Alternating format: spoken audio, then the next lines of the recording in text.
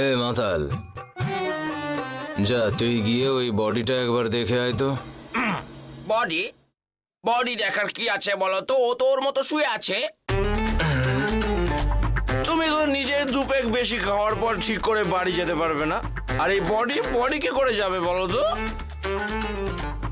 এই যা রে, আগে বডির সামনে যা, গিয়ে দেখ প্রদীপ জ্বলছে কিনা।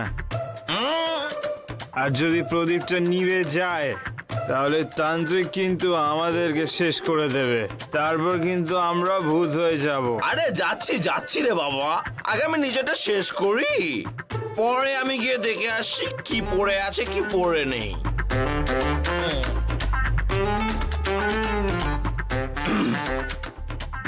রকি,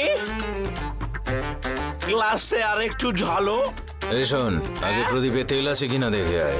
আরে যাচ্ছি রে বাবা, আমি বলছি আমাকে একটুখানি ঢেলে দিতে, আমাকে বলে কিনা দেখে আসতে।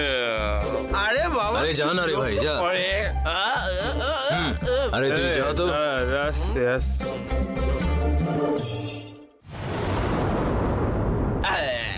আমি ওদেরকে বললাম যে একটুখানি ঢাল আমার ক্লাসে, আর ওরা বলে কিনা প্রদীপে তেল আছে কিনা দেখে আয়।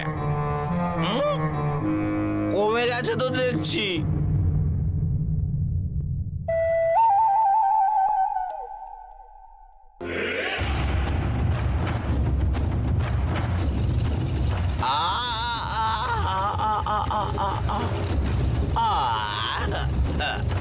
এবারে ঠিক আছে।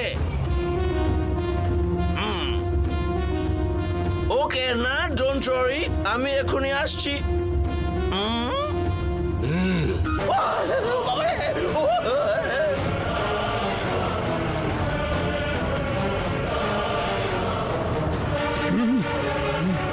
রকি, ভিনসেন্ট, কি হলো কি? এর আবার কি হলো? কি হয়েছে? আরে কি হয়েছে কি? রকি, হ্যাঁ ভিনসেন্ট, হ্যাঁ, ও আমার দিকে চোখ খুলে দেখলো।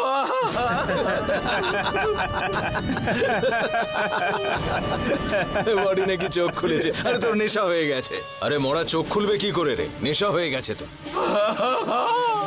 মায়ের দিব্যি বলছি, তোমার দিব্যি খেয়ে বলছি। ও আমার দিকে চোখ বড় বড় তাকালো, চোখ বড় বড় করে। আরে কি রে তুই? চল চল দেখা দেখি। ঠিক আছে, চল তো দেখি।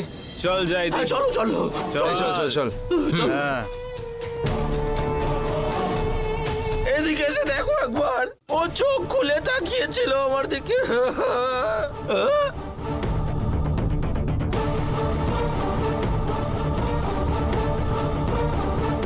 কোথায় ভাই?